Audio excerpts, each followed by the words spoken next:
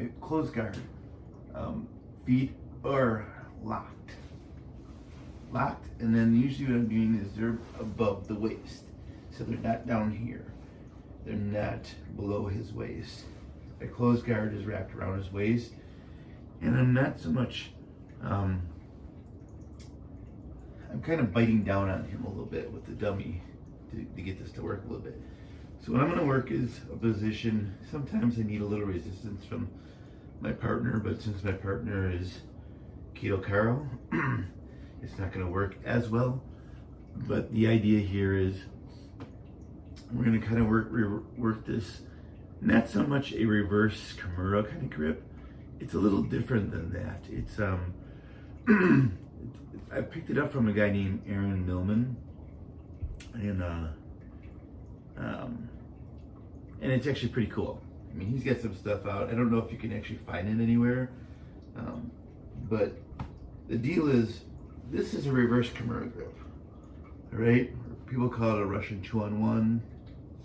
I know they'll have this here. I just call this a reverse Kimura grip because you're coming underneath instead of over, all right? Here's your over. Now there's also some other inverted kind of Kimura grips where your hands are switched here. Dean Lister likes to show this one. Your traditional Kimura grip is you're coming over the top, locking in a figure 4 over here. And this one here, you can break and set up for a really easy reverse Kimura grip here. And a reverse Kimura grip can get you some arm drags, over to the side like we were doing yesterday. Grab the lat over on the side, and then you want to do a little switch here, kind of come up. But what I want to do here is I want to show you a different kind of grip. I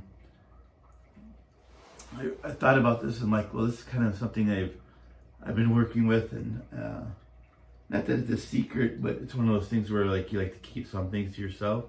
But who knows what goes on with Corona? And maybe no one else sees this except for this Keto Carl and you guys. So anyways, what you're gonna do is, the grip is gonna be this. Your arm is gonna come underneath, and you're gonna hit the inside of that elbow and get it to bend. And you wanna trap this arm against your chest. You don't wanna just get it here so you can fling it out and come around.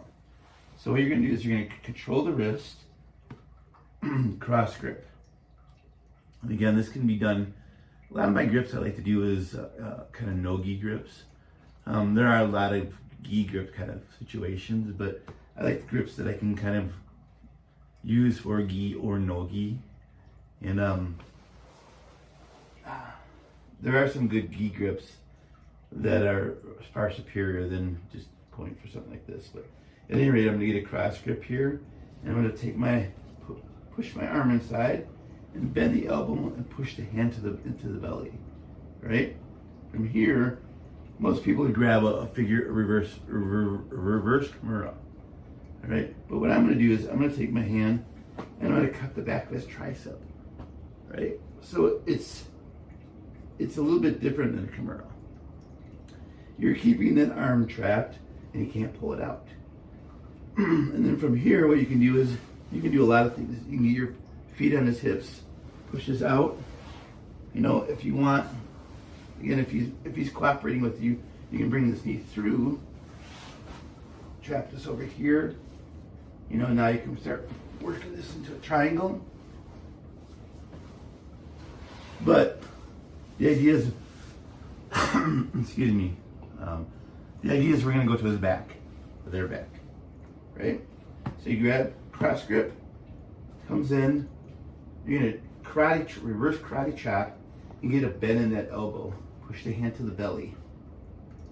Instead of getting this Kimura grip, what we're gonna do is slide it up to our bicep, catch the back of their tricep, right? Now from here, I have to put my foot down on the ground because Carl doesn't have a lot of weight to him. He might be like 60 pounds or so. So what I'm gonna do here is, what I would typically do is kind of do the scissor motion to get my body off onto the side. And then from here, I can get I can take this hand, cupping the back of the tricep, pull this hand out, Kick myself up, grab the lat on the other side. And now as I'm keeping here, I'm keeping my chest against his tricep. So a lot of times, he doesn't have a very good base here, but a lot of times they'll be in a turtle position. And sometimes what they do is they'll try to pull their arm or try to get their arm back so they can base up or get into that figure or all fours on the ground, building a nice base. And sometimes when they pull us back, this elbow pushes us back up to the top. Here we get our seat belt, and we have control here. We can roll them back to their back. All right. So this idea on this grip, a little different, and I have a couple other variations on this. So we're going to start here. Maybe you need to get this grip and you need to break it.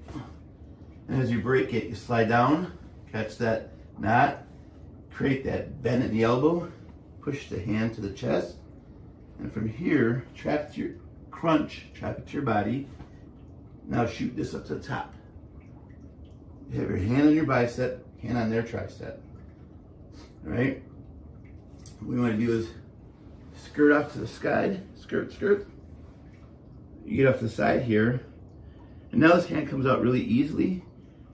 This hand comes out easily while pushing this tricep down and throwing yourself up. Now you just kind of switch your seat belt, and if they stay down, obviously you get the rear naked choke. Right. So one time without any talking.